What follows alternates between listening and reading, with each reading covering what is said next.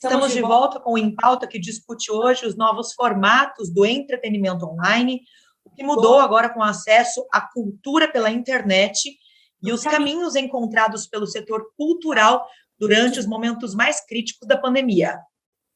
Conosco, nessa discussão, o professor doutor em literatura brasileira da Unesp, Marcelo Bulhões, e o músico e produtor cultural, Osni Ribeiro. Ainda falando sobre tendências e projeções culturais, nós temos aqui uma pergunta da colega Leire Bevilacqua, da TV Unesp. Vamos acompanhar. Olá para as minhas amigas jornalistas, olá para vocês, convidados. É um prazer estar aqui para conversar sobre esse tema. A pandemia trouxe, claro, muitas mudanças nas nossas relações com a cultura. E nós observamos, nesse período, muitos artistas expressarem sua angústia no enfrentamento a uma doença desconhecida, em razão do isolamento social e também por conta da perda de milhares de vidas por meio de suas obras. Então eu gostaria de saber se é possível, a partir de agora, fazer uma projeção dos rumos estéticos da arte e da produção cultural. Ok, nós agradecemos a Leire Bevilacqua, da TV Unesp, pela pergunta. Gostaria de direcionar a pergunta para que o professor Bulhões respondesse, por favor. Muito bem. Puxa vida, na verdade, em certa medida, sim. Durante períodos trágicos, né?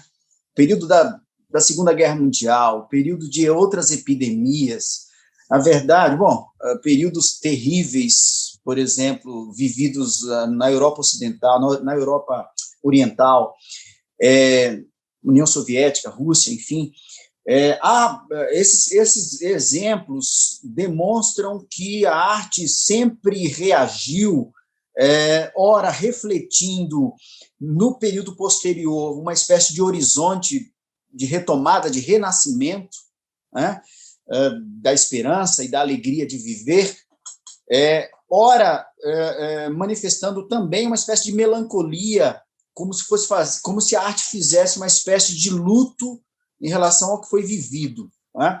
Agora, por isso que eu estou falando em certa medida, porque a arte, eu estou falando mais de arte, não de entretenimento, acho que tem uma fronteira aí, às vezes tem uma interface. A arte, ela nunca pode ser tomada como alguma coisa que reage de maneira mecânica aos momentos históricos, aos momentos terríveis, né? Ou seja, não existe uma espécie de relação direta entre acontecer um fato, né, lastimável, a quantidade de mortes neste Brasil, e, portanto, a arte e a cultura, ela responderá de maneira automática a isso. Mas, em certa medida, sim, né, do ponto de vista de uma reflexão histórica que a gente tem. Então, uma espécie de renascimento, e principalmente, na minha opinião, isso já está se manifestando no cinema, por exemplo, né, numa espécie de nós não vamos esquecer. O artista, ele é alguém que deve incomodar ou provocar a sociedade no melhor sentido, né, e a arte é a intensificação da experiência humana por meio da linguagem, do trabalho com modalidades de linguagem que não são modalidades óbvias, quer dizer, uma espécie de reinvenção constante da linguagem, né, na literatura, na música, no teatro, enfim. Né? Então, talvez ou provavelmente uma espécie de nós não esqueceremos o que vivemos aqui nesses últimos tempos. Que é um pouco o que o Fernando trouxe na fala, né, professor, quando ele disse da resistência, né, a arte como um ato de resistência mesmo. E falando um pouco sobre isso, tem sido divulgado agora, tem um novo termo que está chegando aí nos nossos ouvidos, né, que é o entretenimento 4.0, que seria um cenário de interatividade e de imersão, né, baseado nessa troca entre o público, entre o artista. Como que o senhor avalia essa nova relação do usuário, que talvez seja mais próxima e que envolva uma experiência pessoal daquele que está consumindo com aquele que está produzindo o conteúdo que está sendo exibido virtualmente, né, como a gente está conversando aqui? O século XX, final do século XX e o século XXI, nesse momento, a interatividade ou a imersão, que já acontecem na arte, por assim dizer, tradicional, né, essas dimensões foram potencializadas, elas foram exacerbadas, elas foram dinamizadas com o advento das mídias digitais.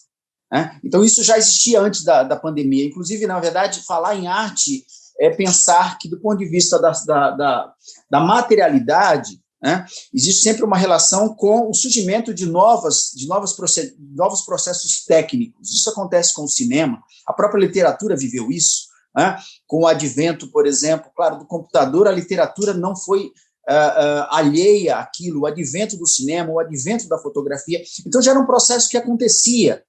Não se pode dizer, não se deve dizer que a pandemia inaugurou, quer dizer, inclusive novos processos de criação artística que são calcados inteiramente na imersão, na interatividade, quer dizer, no ato de você tocar uma tela, e a obra de arte só existia em razão desse processo técnico. Não existe uma contemplação, por exemplo, do quadro, né, da tela, como alguma coisa que também nunca é pacífica. A contemplação nunca é pacífica, né? Ela é sempre, em certa medida, imersiva. Mas nesse novo outro sentido, quer dizer, o objeto artístico ele é configurado nos termos de que, ao meu corpo entrar em contato, a obra está existindo ali. Então, isso já acontecia, claro, antes da pandemia.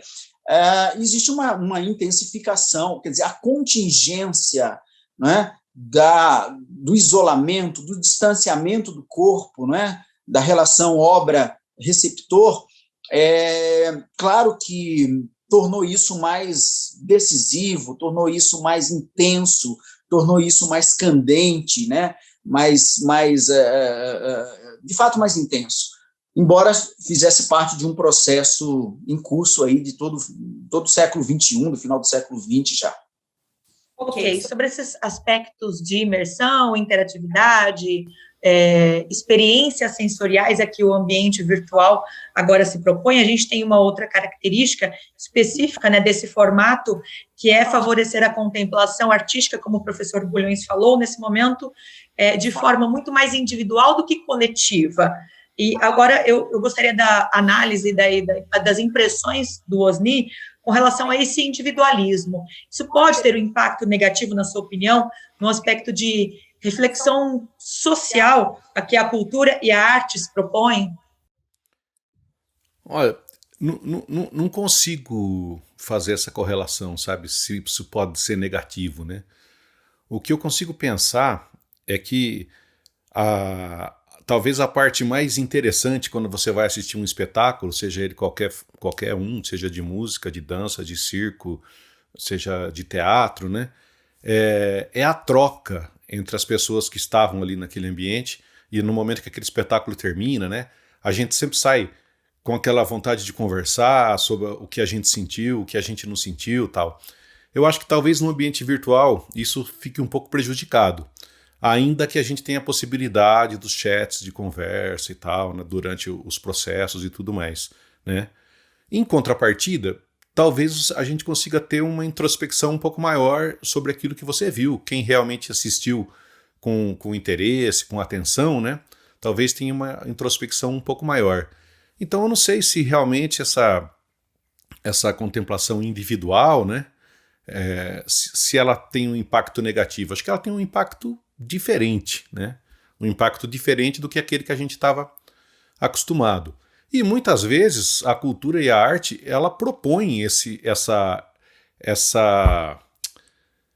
contemplação individual, né? Você pega um livro, por exemplo, ele é um processo de contemplação individual. Você está ali lendo os textos e está contemplando individualmente. Você está ouvindo um disco, ele é um processo de contemplação individual. Talvez sejam novos caminhos que estão aparecendo para a gente, tanto na cultura como na arte, e cabe ao público talvez se adaptar um pouco a isso, ao artista entender como é que se dá esse processo de troca, para que esse impacto possa ser positivo. Eu queria fazer uma aspas aqui, voltar lá nas falas.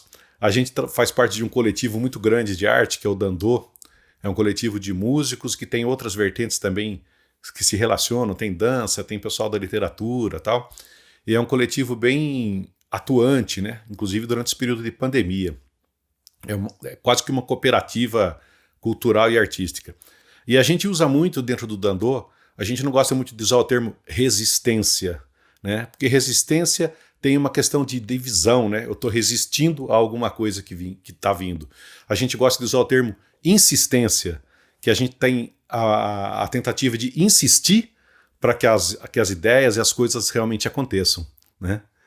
Então, voltando no final, a contemplação, acho que individual, ela tem um aspecto novo. Um aspecto novo que a gente já conhecia em outras linguagens. E acho que isso não dá para a gente pensar nele como negativo. Muito bem. Nessa insistência de se fazer, né, comunicar e de interagir com o público, a gente tem visto performances de várias naturezas, inclusive as que a gente chama caseiras, você mesmo já citou, né, Osni? Performances mais domésticas, e isso tem sido encarado por algumas pessoas, algumas áreas, como até um movimento de rupturas e de desconstrução de padrões estéticos, da linguagem que a qual a gente já está acostumado a ver na manifestação artística e cultural. Eu gostaria de saber qual é a impressão de vocês, se é otimista, se é pessimista, se é realista, nesse sentido, dessas formas de expressão menos comprometidas, vamos assim dizer, com aquele padrão estético de qualidade ao qual a gente já está acostumado e no qual a gente foi ensinado, né, a consumir cultura e arte. Bem, eu acho que eu estou sendo, em relação ao Osni, muito mais pessimista, ou pelo menos um pouco ainda, talvez mais preocupado com essas coisas, mais desanimado com essas coisas. Eu acho o seguinte, nós estamos vivendo, principalmente uma geração, eu não tenho filhos, mas a geração dos meus filhos, dos meus amigos, enfim, né, uma espécie de embotamento, as escolas fechadas, enfim, o distanciamento. Naturalmente, a leitura de um livro, a leitura de uma obra é uma experiência de fato individual, ela pode ser compartilhada, mas a experiência em si é individual. Nós temos perda de situações da vivência da arte, teatro, por exemplo, o cinema que se assistia em grupo, né? Assistir a um filme de humor, por exemplo, em grupo é alguma coisa muito diferente do que assistir individualmente. Então, eu acho que existe uma dimensão de contingência mesmo. A epidemia trouxe uma contingência que foi a cereja do bolo dentro da esfera do individualismo. É claro que, naturalmente, em uma sociedade que já é muito tomada pelo individualismo, né, pelo hedonismo e pelo individualismo. Agora, do ponto de vista da realização artística dentro de novos formatos tecnológicos caseiros, por exemplo, no caso, né, isso é próprio de uma trajetória, da trajetória da arte, quer dizer, novas condições de produção e de recepção, né,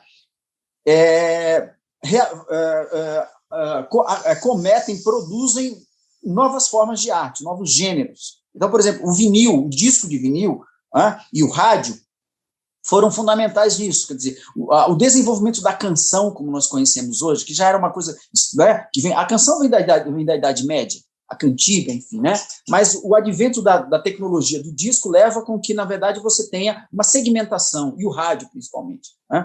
Então, naturalmente, estamos ainda acompanhando alguma coisa que pode ser o surgimento de novos gêneros, né, e gêneros sempre surgem, naturalmente, alguns desaparecem, dentro dos novos formatos de produção e de recepção, como, por exemplo, e aí, naturalmente, as linguagens que advêm disso, né, cabe a mim, por exemplo, que sou professor de linguagens, de estética, avaliar.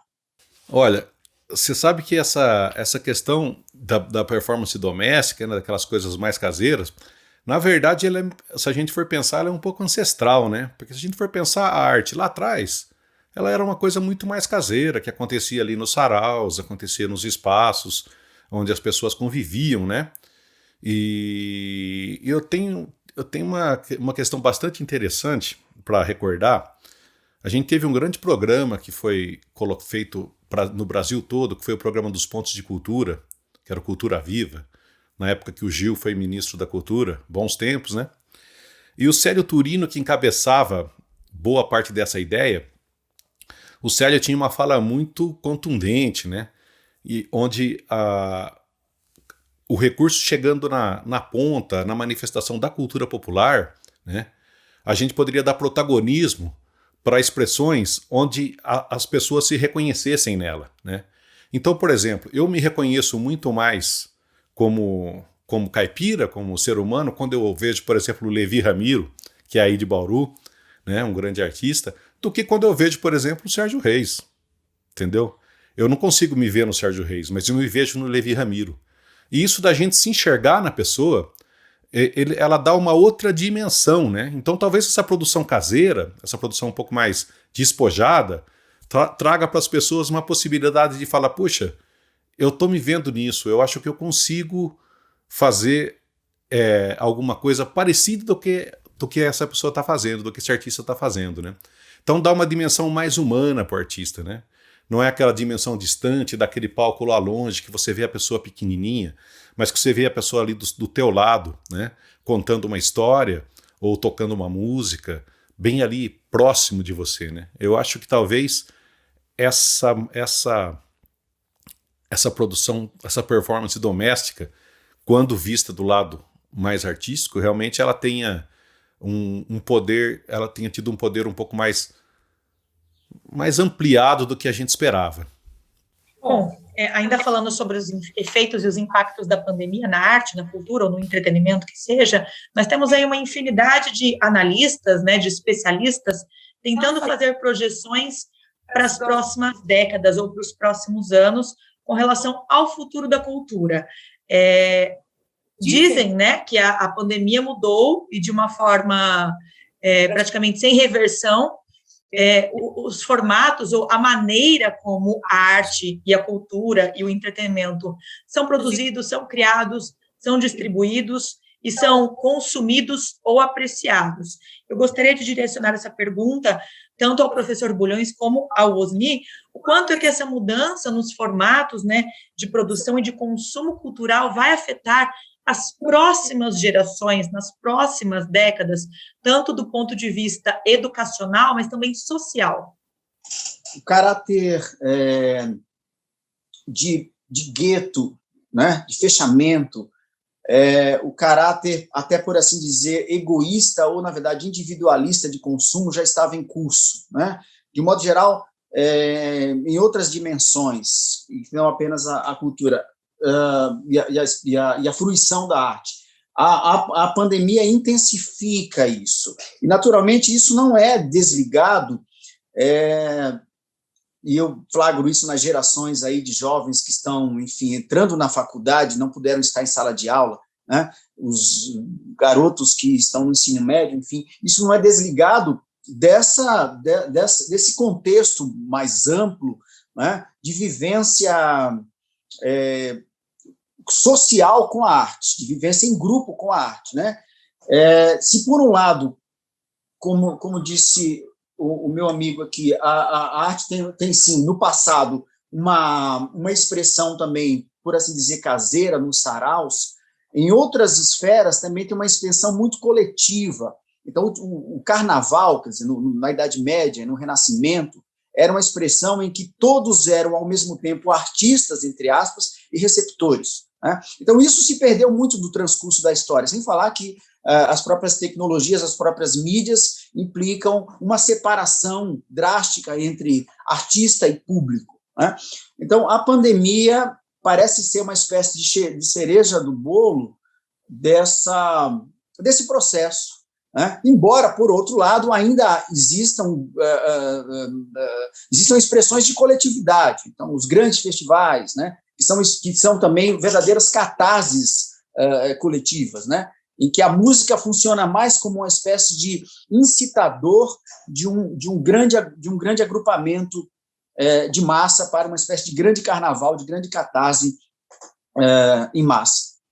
Eu acho que talvez na pergunta tenha uma questão um pouco que confunde um pouquinho, né? Eu acho que a maneira que a arte é criada, eu acho que a pandemia, não sei se ela realmente ela impactou nisso, né? A maneira que ela é produzida e distribuída, acho que aí sim a gente pode pensar. Então, pensando nisso, a gente tem essa questão da tecnologia, que foi um facilitador da gente tentar buscar um acesso, da gente produzir os nossos materiais, né? Mas eu acho que isso não muda muito a maneira como a arte é criada, até porque ela tem uma dinâmica que a cada dia as criações elas são diferentes, elas têm a ver com as relações humanas, com o cotidiano, com as coisas que você vive, com como você se sente, como você se relaciona com o ambiente todo, né? Agora, eu acho que o fundamental aí que vocês colocaram é a questão social e educacional, que não é uma questão relacionada ao fazer artístico, ao criar artístico. É assim uma questão de consciência, é uma questão de política pública, é uma questão de muito trabalho, né? Eu acho que a hora que a gente tiver dentro do ambiente social e educacional a noção exata de que a gente precisa buscar e consumir talvez a arte com toda a sua diversidade de linguagens, com toda a sua diversidade estética e de estilos, talvez a gente vai poder sim ter como eu diria, sair um pouquinho daquele abismo que o professor falou lá do começo, né?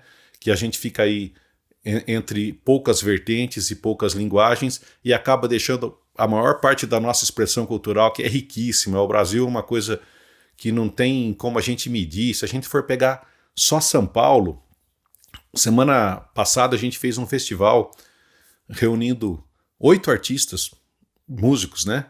De linguagens totalmente diferentes, né? Todos com muita qualidade, mostrando como pode ser ao mesmo tempo diverso e rica e bonita a produção musical só do estado de São Paulo. Imagina se a gente for pensar o Brasil afora.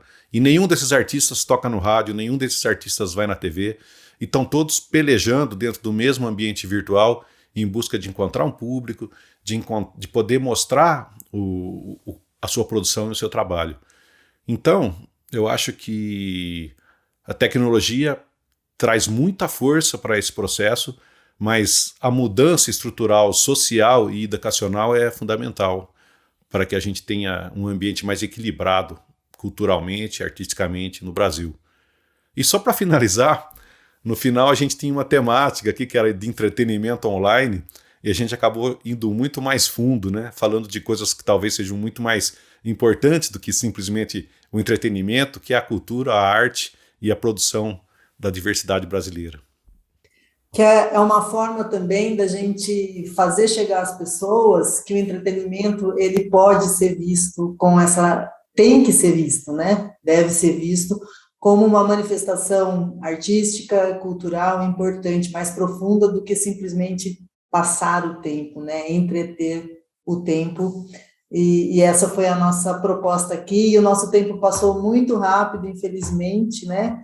Então, eu gostaria, em nome das TVs Unesp, Câmara de Botucatu e Câmara de Bauru, agradecer, mais uma vez, a participação e a insistência do professor Bulhões e do Osni Ribeiro, e agora vocês podem fazer as considerações finais para esse programa que foi tão rico também. Eu gostaria de dizer o seguinte: a tecnologia em si não resolve, né? Naturalmente, produção artística é inseparável das dimensões da tecnologia, da dinâmica da sociedade, etc. Mas o Brasil, nós precisamos realizar, né, distribuição de renda e distribuição de cultura. Essas coisas são inseparáveis. Se este país não minimizar ou não superar o seu abismo social, o seu abismo, né, aos bens culturais, que inevitavelmente significa superar, né, a terrível desigualdade social, né, nós iremos discutir essas coisas muito numa espécie de superfície, né? Então, a questão do franqueamento, ou seja, né, da distribuição da cultura, da distribuição dos bens culturais, né, no âmbito tecnológico, passa por uma profunda retificação, modificação do nosso quadro social, do nosso quadro econômico. Eu acho que foi bastante profundo essa discussão, fiquei bastante lisonjeado de dividir essa mesa de conversa com vocês, com o professor que estou conhecendo agora, e realmente acho que se a gente tem que sair daqui com um fundamento, com uma resolução, né? Acho que esse entendimento que o professor apresentou é perfeito, né? Eu acho que é a gente melhorar. Isso está tudo na nossa Constituição, né? Garantir o acesso aos bens culturais, né? Que as pessoas tenham um mínimo de dignidade de vida, né? E não é uma construção muito fácil, né? Talvez do ponto de vista do artista, o que cabe a gente é estar sempre procurando fazer da melhor maneira e sempre estar procurando chegar nas pessoas, fazer um trabalho de convencimento que não é fácil, convencimento por meio da arte e muitas vezes por meio do diálogo e das conversas. Mas o que mais me deixou feliz assim, hoje foi do professor ter me achado otimista, porque às vezes eu acho que eu sou pessimista demais para as coisas e fui até rotulado de otimista aqui hoje. Mas, gente, muito obrigado, eu agradeço demais pelo convite, para mim foi muito importante, espero que tenha sido importante para cada um que assistiu, tenha trazido um pouco de consciência para cada um que assistiu. Um abraço a vocês pela temática e meu agradecimento. E fica então como reflexão, né? Acho que para todos nós, esse entendimento de que a construção de um bom repertório é o que vai influenciar e impactar na natureza do consumo cultural das próximas gerações. O programa Em Pauta fica por aqui, mas você pode rever essa e outras edições no canal do YouTube das 3 emissoras, TV Câmara Bauru, TV Câmara Botucatu e TV Unesp. Obrigada pela sua companhia e até a próxima.